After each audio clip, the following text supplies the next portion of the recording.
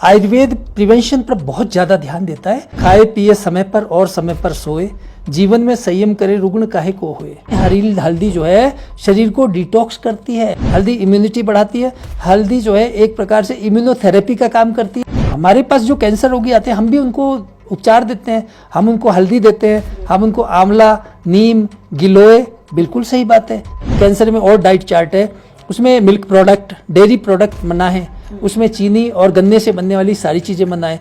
ये बात भी ऋषियों ने साफ लिखी है। जगह योग रत्नाकर एक ग्रंथ में उसमें लिखा है कि पिष्टान्नम उष्णम लवणानि मध्यम मृदम दिवास्वप्नम अजांगलम पयोगुणम तैलम अथो गुरुणी शोफम जिग्रांसु परिवर्जित ही। गिलोय हो गई, हल्दी हो गई, तुलसी है, गौमूत्र है।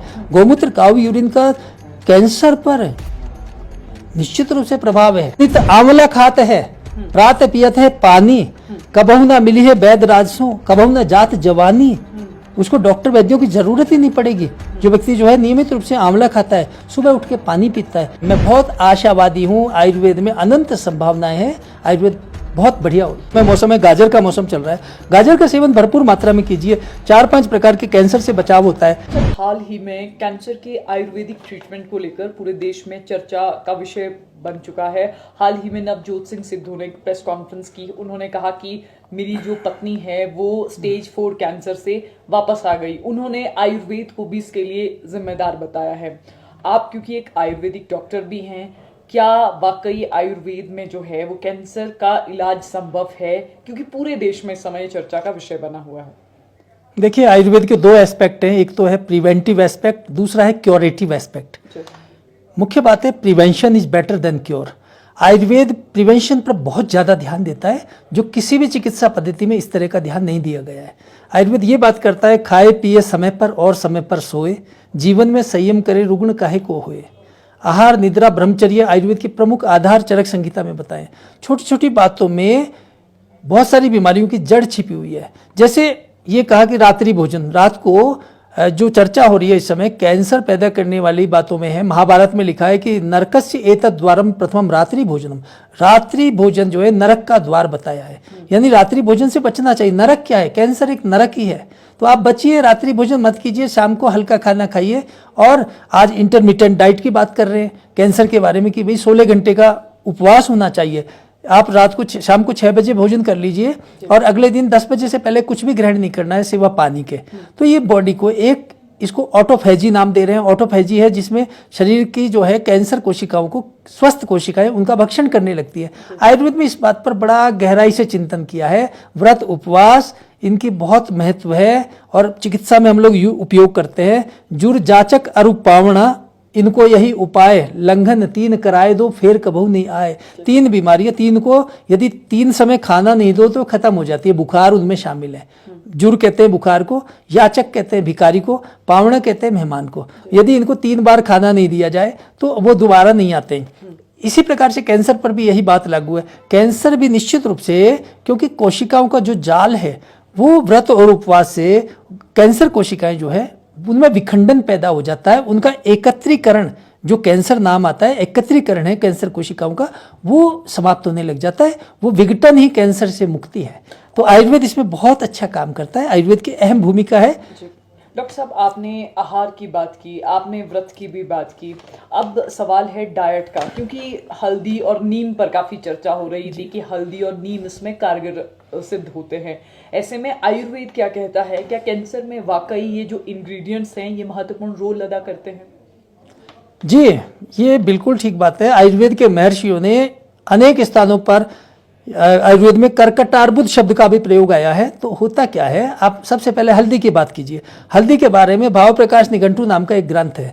उसमें ये ग्रंथ है 13वीं शताब्दी का। उसमें स्पष्ट शब्दों में लिखा है, संस्कृत में लिखा है। मैं आपको बता देता हूँ, संस्कृत भाषा प्रयोग करना पड़ रहा है मुझे, क्योंकि टाइम टेस्टेड बातें हैं सब। हरिद्रातु, हल्दी कहते हैं हरिद्रा संस्कृत में। हरिद्रातु रसे तिक्ता रूक्षोष्णा विष्ट कुष्णुत मेह कंडु व्रणान हंति देह वर्ण विधायिनी विशोधनी कृमि हरा पीनस अरुचि नाशिनी।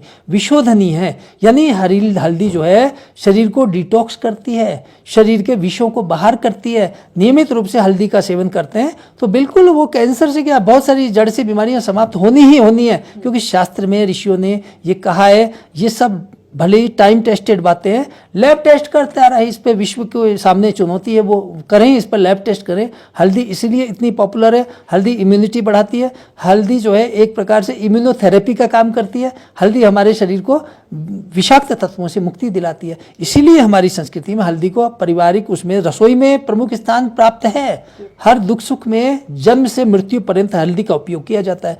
अब इसका अर्थ ये नहीं कि हल्दी जो है कैंसर पर बहुत अच्छा काम करती है, इस पे रिसर्च की आवश्यकता है। आयुर्वेद तो कह रहा है, हमारे पास जो कैंसर रोगी आते हैं हम भी उनको उपचार देते हैं, हम उनको हल्दी देते हैं, हम उनको आंवला, नीम, गिलोय, बिल्कुल सही बात है। नीम का क्या इफेक्ट है? नीम कैंसर कोशिकाओं को, अब पहले कैंसर की बात करें तो कैंसर क्या है? हमारे सबके शरीर में कैंसर कोशिकाएं होती हैं। वो कोशिकाएं जब बिखरी हुई रहती हैं तो वो उसको कैंसर रूप नहीं दिया जाता है, लेकिन जब ये सारी कोशिकाएं एक जगह एकत्रित हो जाती है किसी जगह पर तो वो एक सूजन का रूप ले लेती हैं, वो एक गांठ सूजन, उसी को कैंसर का नाम दिया है। अब जो चर्चा चल रही है कैंसर में, ये कह रहे हैं कि कैंसर में और डाइट चार्ट है, उसमें मिल्क प्रोडक्ट, डेयरी प्रोडक्ट मना है, उसमें चीनी और गन्ने से बनने वाली सारी चीज़ें मना है। ये बात भी ऋषियों ने साफ लिखी है। उन्होंने लिखा है एक जगह योग रत्नाकर एक ग्रंथ में, उसमें लिखा है कि पिष्टान्नम उष्णम लवणानि मध्यम मृदम दिवास्वप्नम अजांगलम पयोगुणम तैलम अथो गुरुणी शोफम जिग्रांसु परिवर्जित ही का मतलब निश्चित रूप से जो व्यक्ति इन चीज़ों का त्याग करेगा उसके शरीर में सूजन खत्म हो जाएगी। कैंसर क्या है? एक प्रकार का सूजन है। तो उसमें क्या बताया? अभी जो हाल में देश भर में चर्चा हो रही है वो है कि जो चर्चा थी उसमें कैंसर के बारे में कि चीनी बंद की। तो हम कह रहे हैं पिष्टान्नम उष्णम, उष्ण चीज़ें बंद है, चाय, सूजन में चाय बंद है, लवणानी नमक बंद है, मद्य मदिरा बंद है, दिवास्वप्न दिन में नहीं सोना है, दिन में सोना निषेध है, पयो गुड़म तैलम दूध और दूध से बनने वाली सब चीज़ें बंद है, दूध से बनने वाली चीज़ें घी बंद है, पनीर बंद है, मिल्क प्रोडक्ट, डेयरी प्रोडक्ट बंद है, गुड़ बंद है, गुड़ का मतलब है चीनी, शक्कर सब बंद है, तेल भी उसमें बंद बताया है। तो आप इसको इन विषयों को लैब टेस्ट कराने की आवश्यकता है, विज्ञान को करना चाहिए। आयुर्वेद महर्षियों ने कोई अपने अनुभव से ज्ञान नहीं लिखा, और ऋषि प्रणीत जो ज्ञान है वो ब्रह्म वाक्य जो बोल रहे हैं, जो शास्त्रों में लिखे हैं, संस्कृत भाषा में लिखे, ये हिंदुस्तान की धरोहर है और इसको हमें सहेज कर रखना चाहिए, तभी इसको बचाव हो सकता है। क्योंकि यहाँ मुझे एक याद आ रहा है कि नए कमरे में चीज़ें पुरानी कौन रखता है, परिंदों के लिए कुंडों में पानी कौन रखता है, वो तो हम ही हैं जो थामे हैं गिरती दीवारें, वरना बुजुर्गों की निशानी सलीके से कौन रखता है। हम इस संस्कृति को हमें सहेज के रखना है। आज कैंसर की बात हो रही है, उस समय कोविड की बात थी, कोविड के समय में इम्यूनिटी बढ़ाने के लिए जो औषधियाँ थी, इम्यूनोमोड्यूलेटर्स, वो तब आयुर्वेद की तरफ आशा भरी नज़रों से पूरी दुनिया देख रही थी। उस समय भी हल्दी की ओर नज़र थी। तो ये कोई नई बात नहीं है, गिलोय हो गई, हल्दी हो गई, तुलसी है, गौमूत्र है, गौमूत्र काऊ यूरिन का कैंसर पर निश्चित रूप से प्रभाव है। बहुत सारे शोध कार्य हैं इस पे, आवश्यकता है उन पर ध्यान देने की।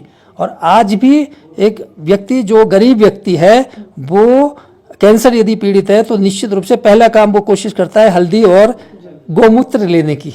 उसको बड़े बड़े इंस्टीट्यूट में पहुंचने की उसकी क्षमता नहीं है। तो भारत का जो आम गरीब आदमी है वो कैसे उसका इतनी बड़ी रोग का इलाज बड़े बड़े संस्थानों में, ये साधारण जो नुस्खे हैं बड़े बड़े संस्थानों पर भारी पड़ते हैं, इसलिए खलबली मचती है। मैं इस विषय पर ज़्यादा राजनीतिक दृष्टि से नहीं बोल सकता क्योंकि मेरी मजबूरियां है। अश्वगंधा है, आपका नीम है, आंवला है, जो नित आंवला खाते है प्रात पियत है पानी, कबहू ना मिली है वैद्य राजसों, कबहू ना जात जवानी, उसको डॉक्टर वैद्यों की जरूरत ही नहीं पड़ेगी। जो व्यक्ति जो है नियमित रूप से आंवला खाता है, सुबह उठ के पानी पीता है, एक सर्कैडियन रिदम है। सर्कैडियन रिदम में क्या है, हमारे शरीर में बायोलॉजिकल क्लॉक होती है बाय डिफॉल्ट। वो क्या काम करती है, वो ये बताती है कि आपको कितनी बजे सोना है, कितनी बजे जागना है। ऑटोमेटिक 9 से 11 आप सोएंगे नहीं, रात को 9 से 11 सोने का समय, तो आपका शरीर एक प्रकार से क्रॉनिक फटीग सिंड्रोम पैदा हो जाएगा। 11 से 1 बजे भी यदि आप नहीं सोते हैं और मोबाइल पर आप एक्टिव हैं, तो 11 से 1 बजे नहीं सोते हैं तो आपका सर्काडियन रिदम डिस्टर्ब होता है। तो आपको क्या बीमारी होगी, उससे आपको जो है गॉल ब्लैडर की पथरियां बनेंगी, पित्त दोष बढ़ जाता है। और जो लोग 1 से 3 बजे भी नहीं सोते तो उनको लीवर संबंधी समस्याएं, फैटी लीवर वगैरह वगैरह, सीरोसिस, ये सब पैदा हो जाते हैं। ये बिल्कुल सर्कैडियन रिदम जिन लोगों का डिस्टर्ब होता है, उन महिलाओं को जो 7 वर्षों से ज़्यादा समय से इस तरह का उनका रात्रि जागरण है, फिल्म अभिनेत्रियां हैं, उनका नाम मैं नहीं लूँगा, ब्रेस्ट कैंसर उनको है क्योंकि रिदम डिस्टर्ब है। तो ये सब बातें वही हैं, टाइम टेस्टेड बातें हैं, इनका फिर से वो हो रहा है। इनका एक प्रकार से समाज अपने आप, समाज सबसे बड़ा मूल्यांकन करता होता है। समाज सब देख रहा है, समाज को फायदा है तो समाज वो निर्णय खुद लेता है। इसलिए इस विषय में आश्वस्त होना चाहिए। मैं बहुत आशावादी हूँ, आयुर्वेद में अनंत संभावनाएं हैं, आयुर्वेद बहुत बढ़िया हो। एक अंतिम सवाल, आपने संस्कृति की बात की, आपने पूर्व में जो हमारे ऋषियों ने लिखा है उसकी बात की, अब एक तरफ बात आती है मॉडर्निटी यानी कि आधुनिकता की। इस समय जो चर्चा का विषय भी बना हुआ है, आपने लाइफस्टाइल की भी बात की, हमारा लाइफस्टाइल आजकल ठीक नहीं है, तो ऐसे में इसको कैसे सुधारें, थोड़ा सा संक्षिप्त आपसे जवाब चाहूंगी। और दूसरा कि खाने में क्या चीज है जो कैंसर पेशेंट्स इंक्लूड करें। गाजर आ रही है, अब मौसम की बात करें, इस समय मौसम है, गाजर का मौसम चल रहा है। गाजर का सेवन भरपूर मात्रा में कीजिए। 4-5 प्रकार के कैंसर से बचाव होता है, आपकी इम्यूनिटी बढ़ती है, आपका ब्लड शुद्ध होता रहता है, सफाई होती रहती है। बॉडी को डिटॉक्स करिए जितना हो सके, आप कैंसर से बचना है। आप शरीर में 24 घंटे में इतना जहर बनता है, उसको बाहर निकालने की आवश्यकता है। इसलिए बुजुर्गों ने कहा हरड़ का सेवन करें, आप त्रिफला का सेवन करें, कुछ सेवन करें तो सही। आप गिलोय का सेवन करें। आप खाली pizza, pasta, hot dog, momos, burger, chow mein, spring roll के माया जाल से बाहर आ जाइए, अन्यथा आप इन बीमारियों की चपेट में आपको आने से कोई रोक नहीं सकता। बीमारियां होनी ही होनी है। आपको फिर से आयुर्वेद की ओर लौटना होगा। आयुर्वेद में पूरी दिशा आपको मिलेगी। आयुर्वेद एक प्रकार की इम्यूनिटी है, इम्यूनोथेरेपी देने एक प्रकार का। आयुर्वेद की ओर लौटने का मतलब है आप एक बीमा कर रहे हैं, आप अपना इंश्योरेंस कर रहे हैं।